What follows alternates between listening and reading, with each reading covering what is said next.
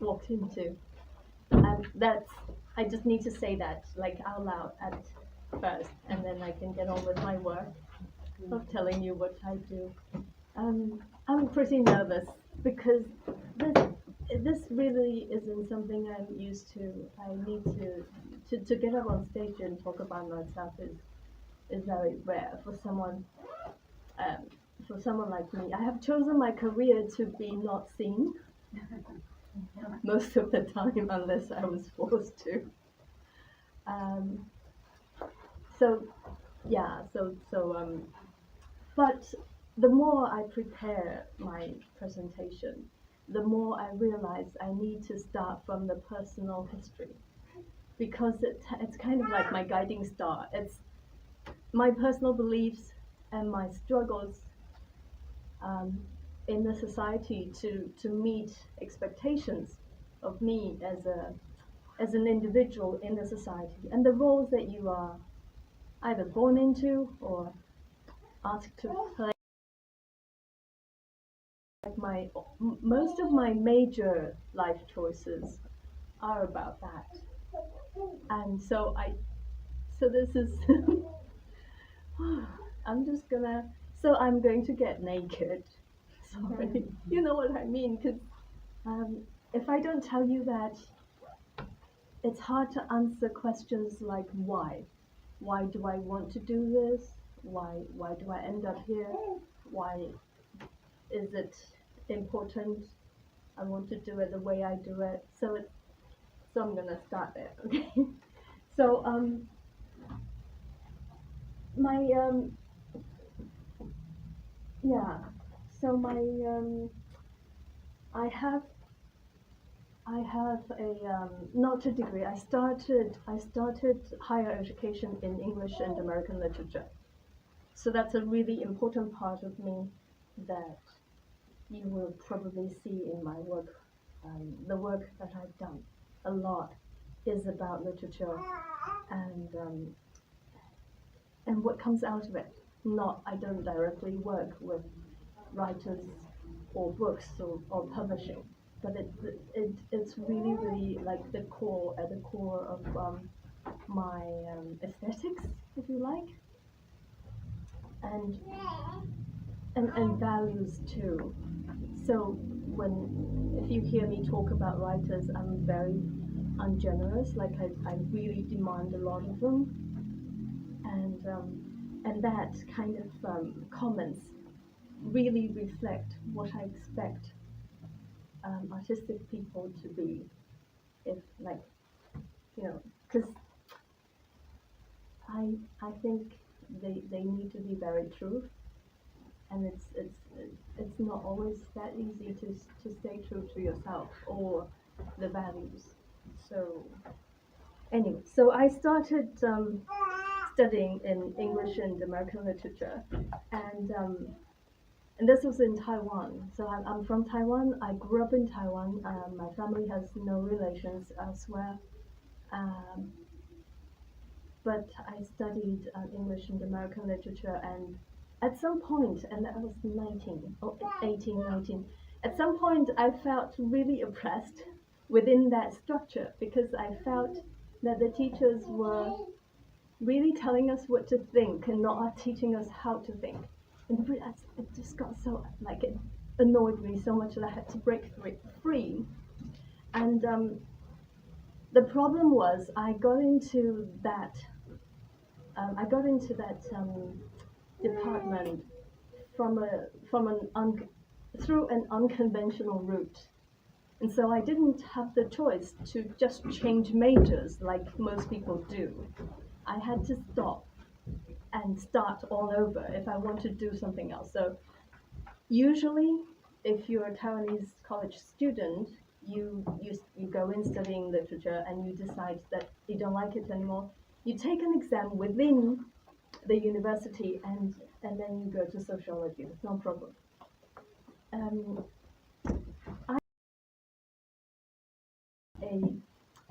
From a different exam route, that was the new experiment our government was doing that year, the year I graduated from senior high school.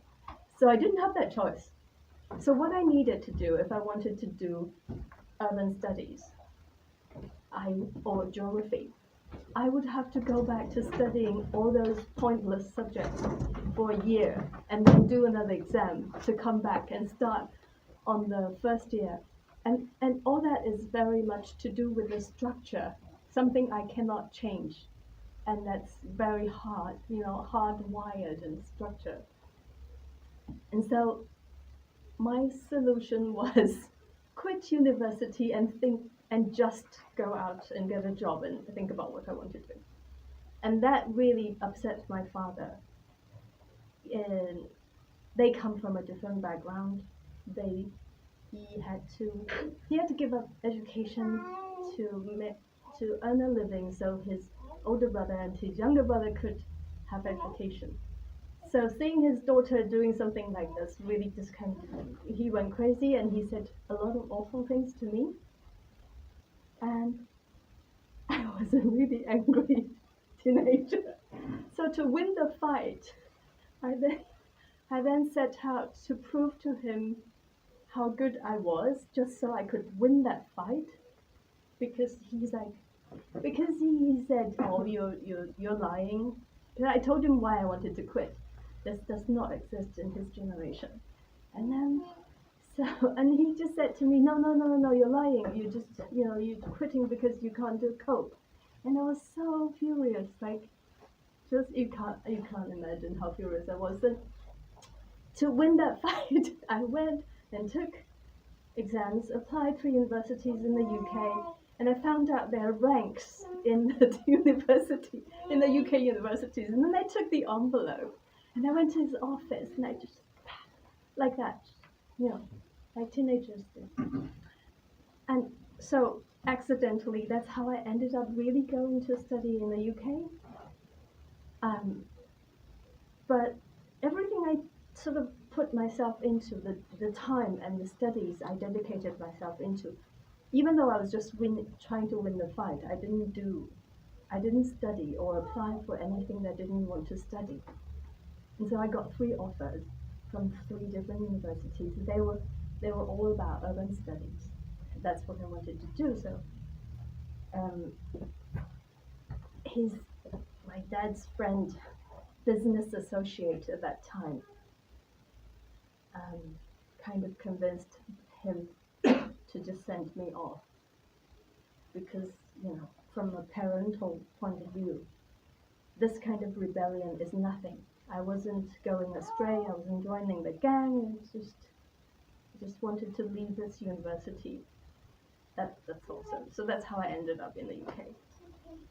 So I got there, and at that time there's that. There's a lot of literature in me, and then there's a lot of sociology. I was properly trained. This was so from 20 to 23, I was doing urban studies with sociology, and again, like totally on my own, no relations. I arrived in London knowing nobody at all, and then I went to Canterbury and stayed there for 3 years into my first degree, and then I went on to do the second degree in London. And at that time, I thought I was going to become a researcher. Why? So I can avoid making contact with people, so I could stay with knowledge and books and studies and not having to deal with human beings, honestly. So, but I'm too much of a flirt to become a PhD student. But so masters was really tough for me. University degree, first degree was okay, but the master's was a tough one. That's when you really need to focus. You take a framework and you filter out what you don't need for the dissertation, and that's how you study. And I really struggled. So by the end of it, I was like, I am not cut for the academia or the research life that I thought I was going to make. And but it's a lot of studying. Okay, so sociology and geography really is a lot of reading, and all that reading kind of formed the basis for the later work I was able to do. So I went home to Taiwan, and I struggled a little bit. I didn't have time to think about what I wanted to do. There was a lot of pressure from the family. My mom wanted me to make money immediately, so she was trying to set me up with a lot of work. And the I also did try to go out and follow the classified ads and find jobs.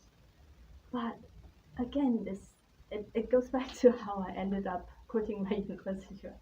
So I was offered I arrived in Taiwan. This was 2000, and a degree like mine was flashy, and I could get a really good paid job working for the developers, and I did sort of get a job that kind of gave me a lot of money in.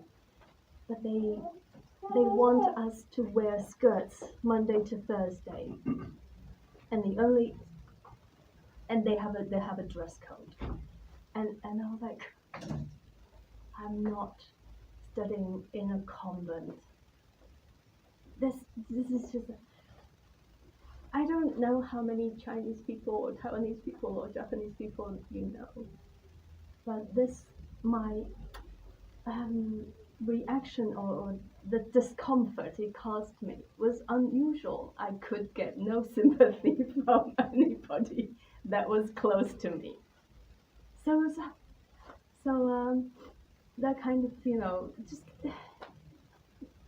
I don't know why they don't get it, and they don't know why I react so strongly against it.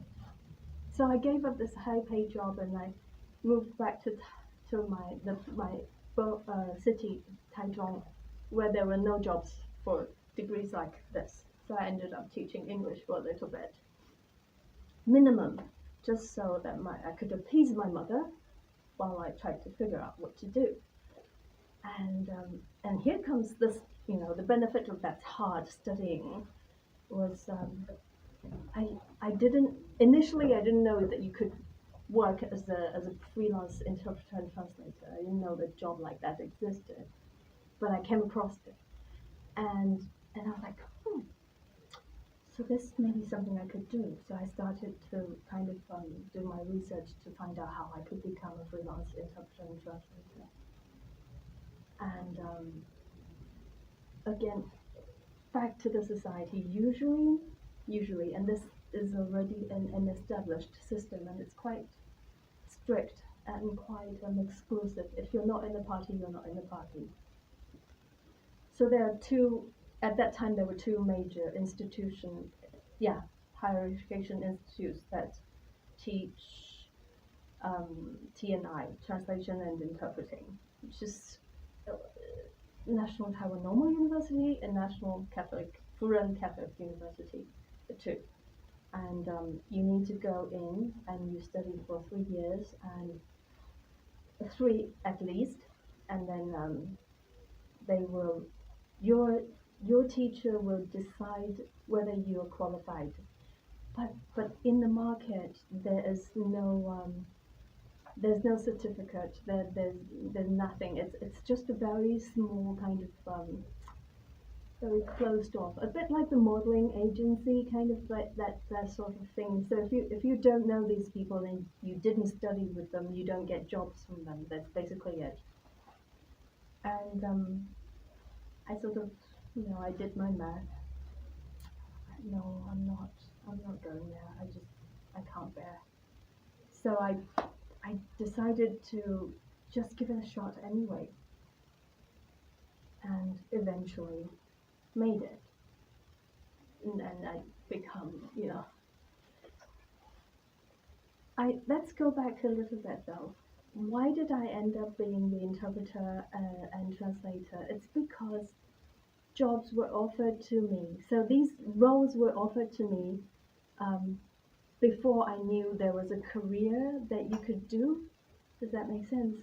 So when I was just fresh graduate from university, and I was back in Taiwan and was still finding my way. Was just um, volunteering for volunteering for a theater festival.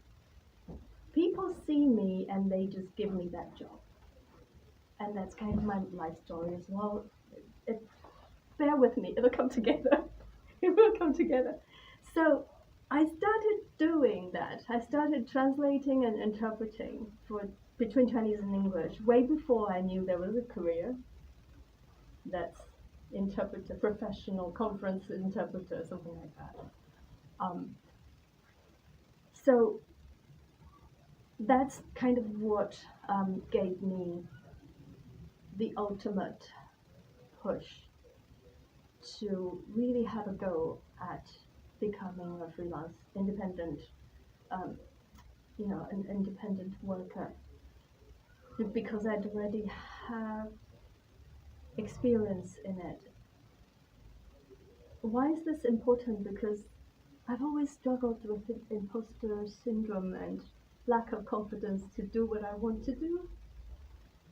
So if I hadn't had that sort of experience when people just kind of push me, so I was pushed, like, I desperately need this. And you can't turn them down saying I'm not a translator because they're just there. And I'm like, okay. So I respond to tasks that are given to me. So I'm not very good at initiating something out from my vision. I'm not very good at that. I respond to needs and demands, circumstances. So I was very often just offered something like this. I was I was the escort interpreter for a British boy band, Ultra. I was home for holiday. I was still studying, and I was just home for holiday. And my cousin's friend was working with. This was the time when the big record companies still owned the music market. And then he was working for BMG, and they know that I was studying in England and my English was good, and they just called me, like, so I had a summer job like that, and there were other things like that. I was just there, and I responded to people's demands and needs, and so that was the basis for my future freelance interpreter career. Yeah, so and this, I hope some of you are artists, um, and this is important because you will find that I can't tell you very clearly what I can do for you, because that's kind of how I always make myself. It's like, right, you need this, okay, let's see what I can do.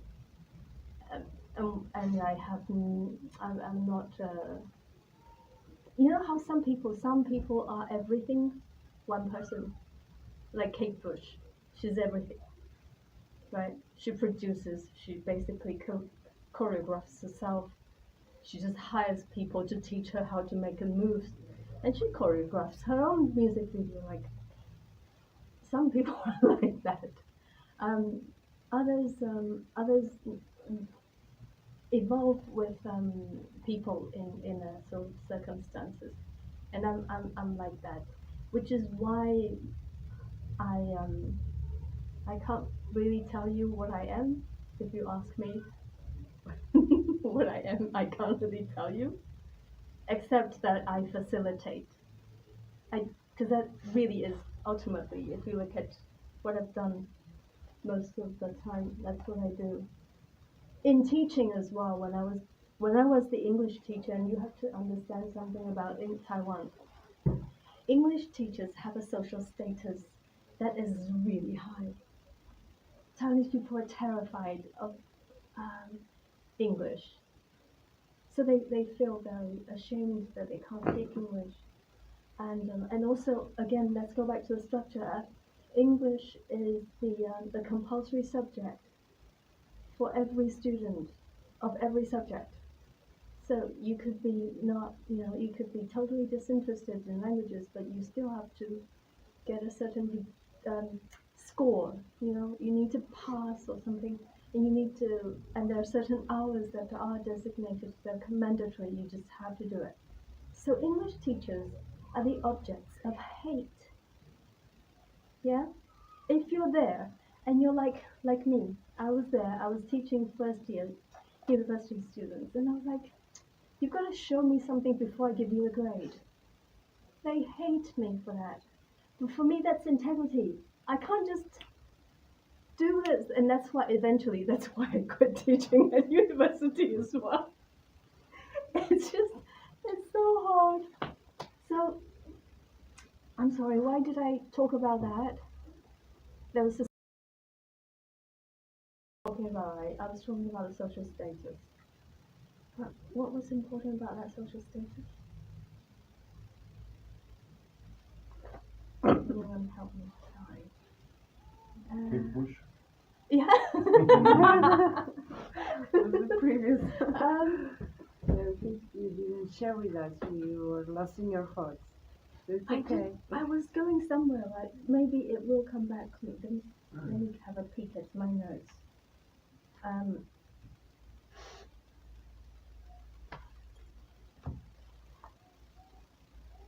in, uh, Sorry, I totally lost it. The point was English teachers' social status, and I was going somewhere. We had to talk about artists. Yeah, I wanted to talk about artists, right? You told that you are a facilitator. Yeah, facilitating. That's it. Thank you. So yeah, we have this. So that's social status. It's a role that I was given. I did not I did not audition for that role, but once you start teaching English, you kind of have that role anyway. So my style of teaching, because I'm a facilitator, I ask too much of them, of these students who had to pass. They have no heart in it, right? But so I couldn't just give them something. I couldn't just come and assume that authoritative kind of figure and say, look, you just need to learn these 20 vocabulary, and I'll test you on these 20 words, and then you'll pass. Right? I was like trying to get something, elicit something out of them. So I was very much a love and hate kind of teacher. So half of them who really want something out of life, they like me, right? Because no one took them so seriously. I did. And the other half who just want to get away with the scores gave me enough trouble. And so yeah. So that's who I am. I facilitate for things to grow, to develop, to come into being. So that. I think, can I just take a little break and peek at my notes and see if I've got covered everything? Yeah, well, I forgot to tell you that I did a TESOL certificate in London, because when I finished my MA, I realized I really didn't want to go back to Taiwan. I just wanted to stay in London. And so I was working in my mind like, what's a job that will take me anywhere I want to go? I nearly signed up for hairdressing. Very practical because you don't need languages. I could, if I'm really good, I could just cut people's hair in a cruise ship. So when I was young, I had this traveling the world kind of dream. And so I did an English teaching certificate course, thinking that that job would take me around the world. So, and all this will come back to what I want to do now. So, yeah, let me tell you what I want to do. It's like, so In 2012, I was in Portugal. I was in the production team with the Macau team. It was a caravan journey. We were going from Guimarães to Maribor, so the European capitals of culture trip. I was recruited to write blog posts and translate for the videos that the Macau team was making to air in Macau, so it was quite big. I would translate the subtitles.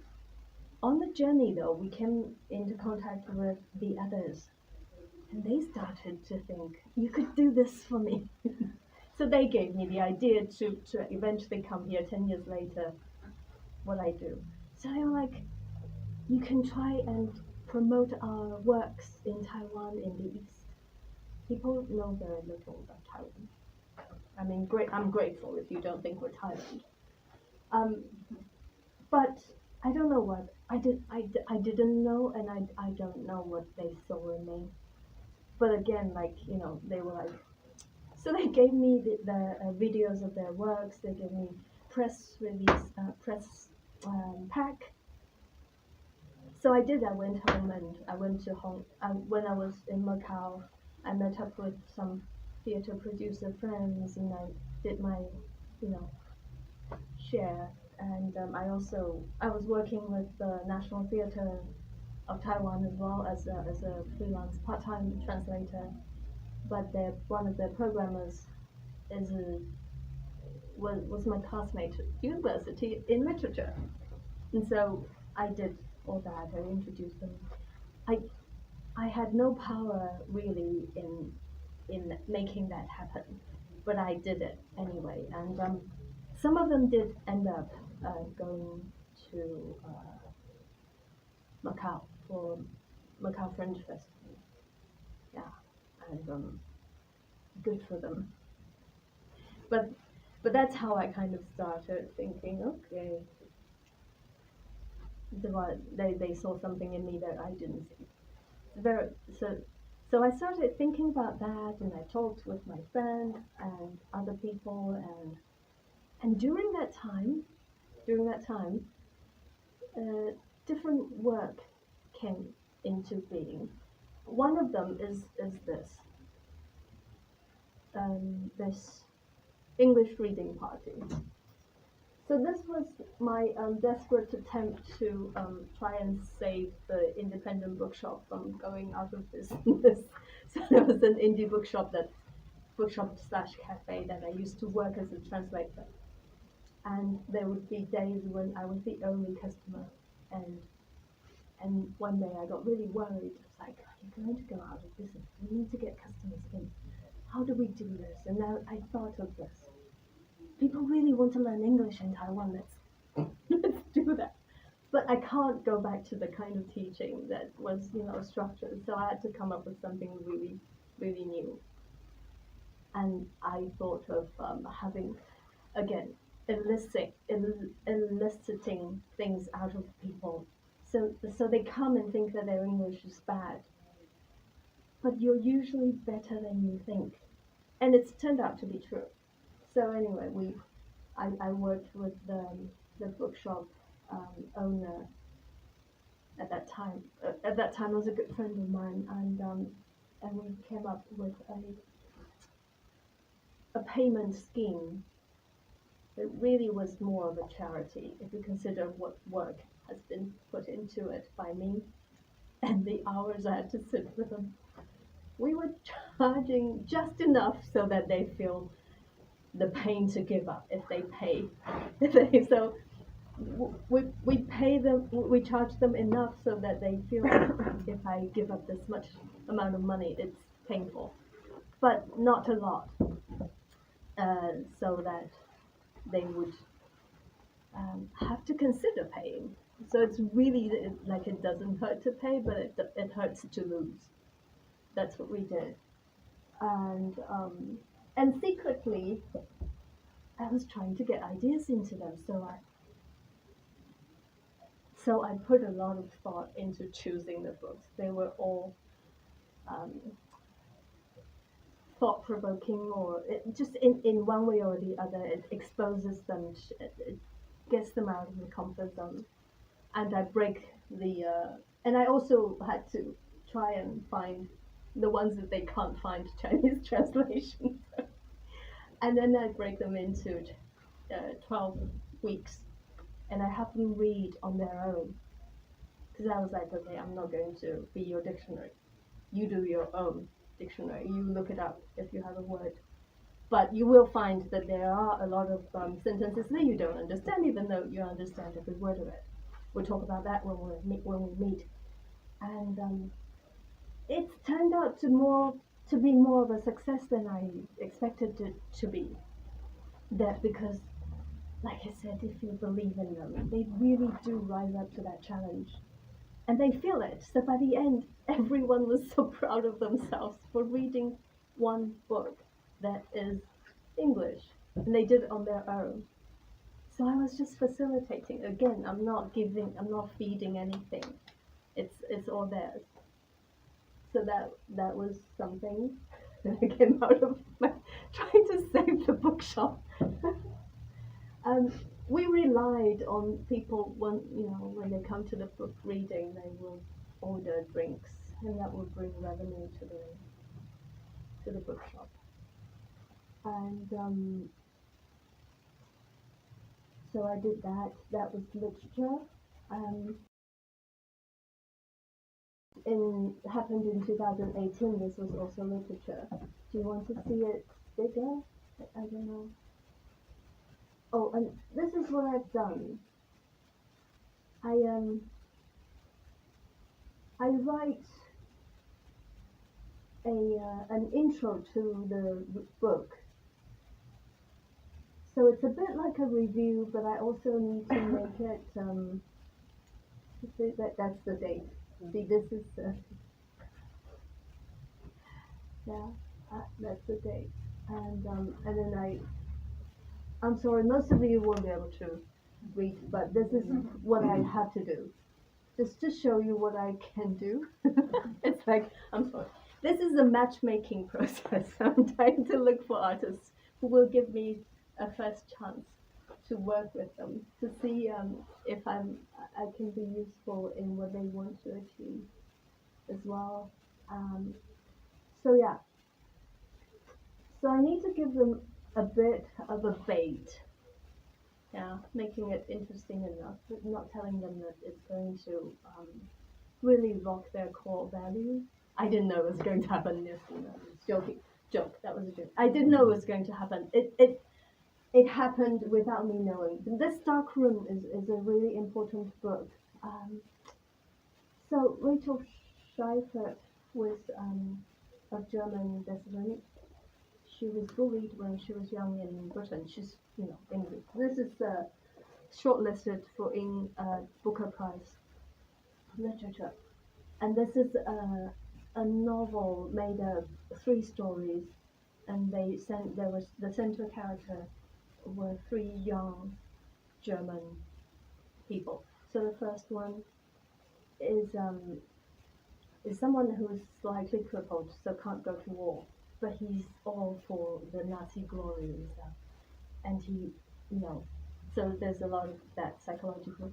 The second one is a girl whose father is an officer and was taken away during the war, and this was closer to the end. She's about 11. She and her brother had to flee from wherever they are. I can't remember the details. Wherever they are, to Hamburg to meet her grandparents, and they couldn't let people know that her father was a Nazi. So this was later in the war. And the third one was Miss Hell. And in 1980s already, he accidentally found out his loving grandfather did something. We never know really what he did. So that's the beauty of literature. And in the discussion of this book, everyone's core values was shocked, because a lot of them came in thinking Germans were bad people. So they, you know how it is, right? So we think that we wouldn't do it if it's in our country, in our culture, in our people. We won't do it. Just humans, really. I never said that to them. I said, it's my belief. I don't, I believe that. I think it's just human. And if you give, you know, individual human beings often have to make that kind of choices. And I thought a lot about that. You know, one of the problems I had with La Vita e Bella was the portrayal I of was Germans. speaking about the Holocaust because I'm not ready for that. I Um, thought we were speaking about art. Oh no! Oh, sorry. No, I'm sorry, but maybe we're entering too much into The details, right? Yeah, Oh, okay. Sorry. Yeah. I'm sorry, but it's just because I don't want to touch an argument that is really touchy in Oh, Europe. okay. Sure. And I'm sorry. I'm maybe sorry. I'm it's sorry. my personal opinion, but maybe also the audience is expecting we're speaking more about art than Yeah. political issues. Yeah. Yeah. Yeah. Sorry Yeah. for being No. No. I'm for sorry. I'm interrupting. sorry. So, okay. That's very. Thank you. So let me get back to my main point. Is I didn't want. I did. I didn't want people to tell me what to think, so I don't do that. I was just there. I was facilitating, and I witnessed the power of literature. Is my main point. Okay. Sorry. That makes Yeah. total sense. Yeah. That. And simplify. Sorry because about we can enter. telling you all that. Yeah. Um, it's just that that was context for us in Taiwan. The reason I went into that detail, I'm sorry about that, was because this was Taiwan, and we were quite ignorant, and we, you know, my audience was mostly, they just didn't have contact, and we were all made to learn history, but it taught you nothing. So the history we learned at school taught you nothing, and nobody really cared about it, and so my audience came in with a stereotypical kind of idea that I didn't challenge, is my main point. Right? I did not challenge them directly. I just with them tried to help them understand from the language point of view. That's all. We did a lot of work on that. So that's so I believe in the power of real art. What is real art is not something I can answer, but just so you know, that's where I am. And so that's literature. I just wanted to show you, you know, a bit of literature, a bit of cinema, and a bit of visual art. That's all. Um, so yeah, and another example is this documentary film festival we did again at the same independent bookshop, and this was, you know, again half chance really. So the Minister of Culture was a writer. She was based in Germany. She president at that time really, you know, tried to get her back. He wanted to do something to the culture of Taiwan, so he tried to get her back, and she's back. And being a writer, she, you know, was very pro book selling and stuff. So we had the opportunity, so that the bigger environment changed, and it became possible that we had the funds, and so we did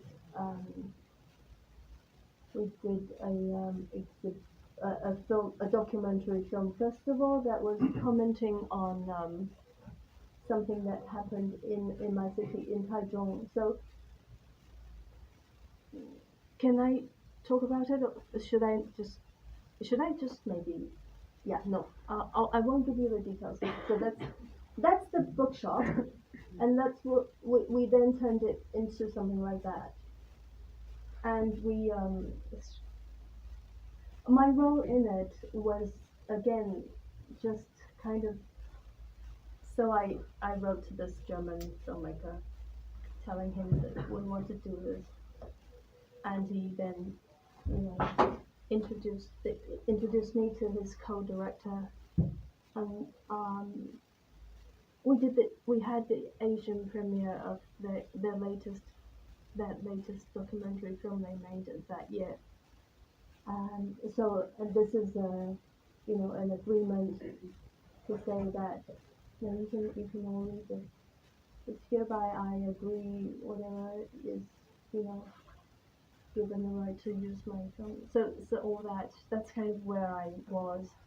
Um, I also went to Berlin to meet up with them and had a chat, and she got so excited about her film being shown in a remote country. She had her grandson set up Skype on her phone so she could have live after screening talk with us. And so, but if you look at the program of this, you won't see me. Like, there's no credit for me. You just, I don't have a role. That's what I'm saying. But there's just work that I did. Does that make sense? Facilitator. Sorry? Yeah. Facilitator, producer. Yeah. Just, So by this example you are sharing, how could we understanding doing your residency in Zaratan about the project and the practices? Like what you are of going to course. be next Of to course, provide this yeah. on this process? Yeah. Yeah. So this is just some examples of what I have done before. Mm. And what I want to do in Zaratan is to find like new partners who have something to do. You have a project that you want to accomplish, and you think you may need a hand, and you think maybe that what I've done looks kind of useful, and you could come and talk to me, and maybe I can start working for you within this time frame. But only artists, right? Or you are open for No, curation? I am not just, sorry, yes. Thank you for reminding me that. The reason I went about all that is to tell you I'm not just looking to work with artists. Because the art that I talk about, or the power of art, and the truth and the power of literature, you could swap it with other things, right? So it doesn't have to be literature, it doesn't have to be art. It's something that has a certain idealism to it, is not only self-serving, and has the potential, if people are exposed to it, has the potential to change something in someone's life. I'm sorry, it's really vague. That can sound like a Miss Universe speech. Sorry? Like peace for the world, having a better life. I'm joking, maybe we need to target more. Because for me, I totally understand how important all this introduction was, because you end up not wanting to give a name or a tag to what you're doing and try to be open and one-to-one relationship. And I think all of your past and the way you are struggling against study and identity and labels and territory is very feeding you being here right now.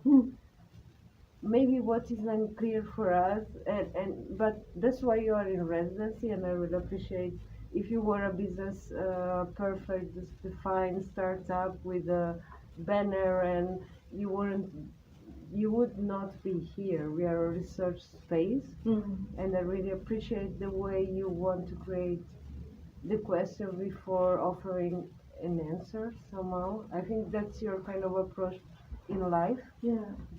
like wanting Yeah. to break barrier of definition and kind of complexifying the definition of things. Yeah.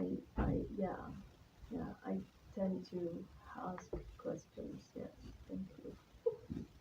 Sorry. So yeah. So that's a bit vague, but but that's kind of like at the core. But the concrete part, I've got the concrete part worked out as well with their help. So what I want to do in this residency is to find people who actually have projects to do and would maybe um, have a few conversations with me and make a deal with me. So I would like to work with some people and in in in in exchange for the work I do for them, I ask for something to own. So it's an exchange. Because in the past 2 weeks I have spoken mostly with visual artists. I'll use that as an example. So I'll ask for a piece of work that I can own for the work I do. And at the end of the residency, if I have some already accumulated, then I'll put up a pop-up art fair and try to sell them here in Lisbon. And that's the experiment. That's the whole experiment of my project here in Lisbon. It's called selling as a stranger in the city of Lisbon. How is it called? Cold selling, cold calling. You know how cold calling is like. It's an ancient way of sales. You just call people randomly and ask if they want a Hoover. That's good. This is a good name. So yeah, so that's thank you. Thank you. Thank you for getting me back to the main point and that I wanted to illustrate. And so, yeah, it's a matchmaking. And So basically, I mean, you emailed me, so I just emailed you back, and Yeah, we should have your contacts on the big canvas right now. Can we do that? Put your email on a Google, right? Yeah, for me it's strange. Maybe I'm sorry. Maybe I make you lost the course of the talk. I didn't mean to do that.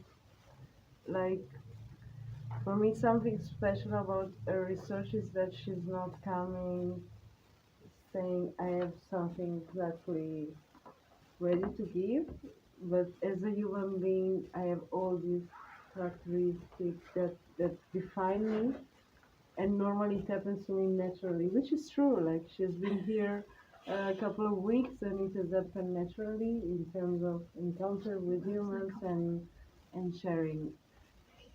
And I really respect the way you don't want to define. Like if you wanted to be an aggressive businesswoman, you would have.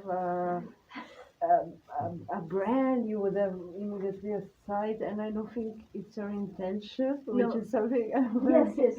happy Yes, thank you. to Sorry. underline. Exactly. No, we're sorry. It's totally fine. Yeah. What you forget? I forgot this. Sorry. There was a note. Let me get this. Um,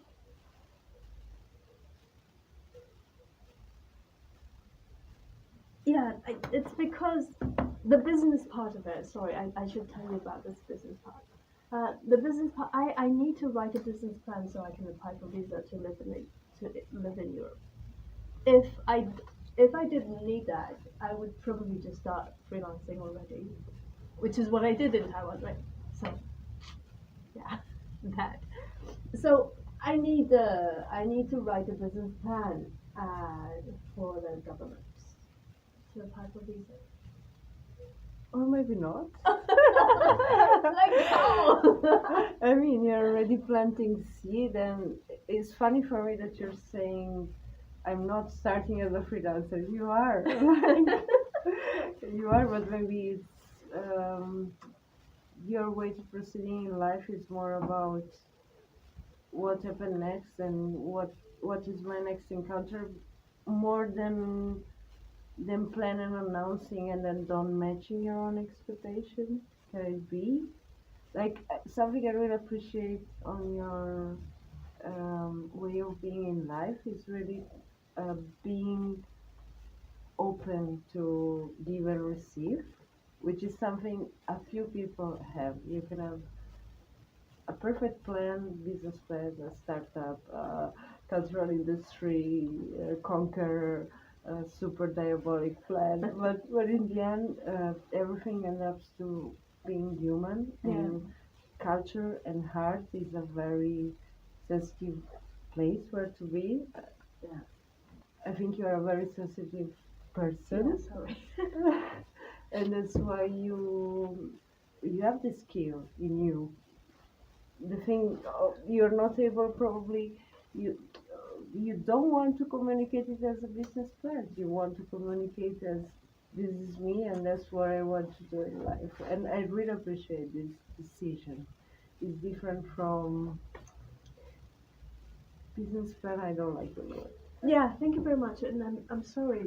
What's Gemma happening? just reminded me to tell you something, and this is related to why I told you so much about what I did. Is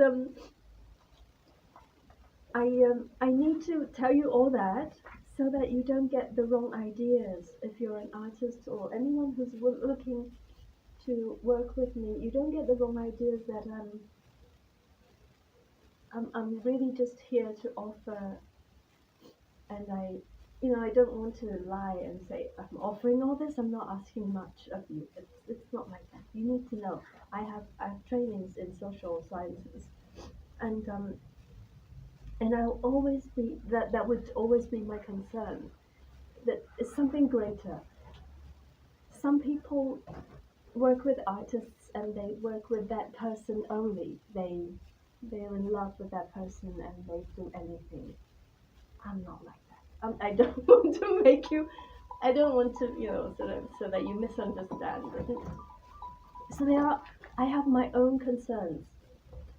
They may not fit perfectly well with your artistic career development and advancement, and I'd like to just be open and honest about that first, so I don't waste anyone's time, and you know, so if that's why I keep saying it's matchmaking. It's a bit like you need to kind of know that I'm not just all not a fan. I will have to like and believe in your works, yes, but you don't get a fan like superstars do. I've seen them, and they're wonderful. They're often your PA for life. If you're a superstar, your PA gets sick and has to stay in the hospital for 3 months, your life falls apart. And PA is someone that nobody notices, but they're really critical. And I'm not that person. I can do all the PA. I can do all that work. But I have my own sort of. It's really strong, and you need to also be careful and wary of that of me if you want to work with me, and I want to be honest. Are you So saying thank that you. it's more like you coming along for one project ride rather than being a support system for an entire career, or like No, I am actually more interested in long-term relationships. yeah, Yeah, no, that's changed from interpreting to this. right, Interpreting is really short flings. Right. Because you don't need to know about that person's history. You just need to know about. You just need his CV or her CV, and get to know her accent, mm, her presentation, the current topic, put it in context, study that intensively in a short time, work with them. Everyone's really nice. It's a bit like first when you're in love for the first 2 weeks and then you're gone. Mm-hmm. Interpreting jobs are like that. Working with artists and these people that I tried to show you, no, no. But Momo, can you tell us about like the time you were in Guimarães and you went in the caravan? Yeah. Because the work you were doing was kind of different than rather this one that you're proposing, or not? It's it's different. I was doing something very different, yeah. It's but then again, it's that I just I I wasn't meant to interact with the Portuguese group so much, or other people, or all the producers of the whole project. But I was just there, and and I tried to be useful. So whenever I didn't have anything to do, I just wanted to be useful and ended up doing a lot of other stuff. I also really made friends with the people, and so yeah, they ended up asking me to help them sort of bring production over to Taiwan, and I haven't managed to really make the link between, for example, Everdeminha, which is a Portuguese circus, contemporary circus group. Their work moved me. It really did, and I believed in it, so I tried as a translator. But it's not something I have kind of just for the past 10 years. I've not been in this part of the world, and I can't really do very much. But I still care about their development, and I watch them whenever I can, given the circumstances. And if I come back, I'll reconnect with them and see what I can do. And so it's a bit like that. That's kind of what I'm looking for, more like that. Yeah, Can I make please. some commentary Of about course. what you were Thank saying you. in your presentation? Yeah, I'm also a translator, a literary translator. yeah. I'm also a musician. I'm also a writer. Mm. So I understand perfectly everything in which you went through this presentation. Um, I think we have the most important thing because artists, be they musicians, writers, whatever, they're very emotional, Mm. and it's very important to make art to be emotional. I think, and so you have the most important thing to do, like a liaison thing, because artists are not in society as other people. They don't live as other people. Mm. They don't think like other people because they think about their art mostly. Mm. They don't think about making money. Not everyone, not every artist, No, of course. yeah. And in every part of society is like this. My commentary is what I saw. You have the most important thing, which is the human part. And as a musician, I have managers, and I had some managers in my life. Yeah. The best ones were the most friendly, the most human, the ones that were really worried about my. Why aren't you making music? Yeah. Because my grandmother died and I never. So it's important. Even footballers have this, Yeah. Some people have people in their house Yeah. who do that for them, Yeah. but you give also the professional part. Yeah. That's very important. I think what you want to do is very important. But you should also understand precisely what you want to give Yeah. the artists. Yeah. I think you know. You just don't want or know how to put it into words in a way, because it's in a sense it's wordless. So as I said, you have the most important thing, the human part, and in a way you're a manager. Yes, You know? thank you. Thank you so much. But you are a manager who doesn't think about money as the most important thing. Just I'm just doing my work. I'm so fed up with artists. You love artists. You love writers. You love musicians. So my commentary, my observation is this generally. Yeah. Yeah, thank you. Thank you for that. And I will respond by saying it's harder. It's not I don't want to say. It's more like I think of every relationship like one-on-one. I cannot really tell you what I want to do for you unless I know you. Does that make sense? Yeah. And that's why I was giving you so many details. I think that's my main point. It's so it's again and a word of warning as well, because you will know that it's a lot of investment that can on your part as well that can go. I can go right, nothing. But that's I suppose that's just life, no? Yeah. Yeah, sorry, I think I'm done. Do you have more questions? I would love more questions or comments. Um, and really, thank you very much for your attention so far. I'm really not used to this.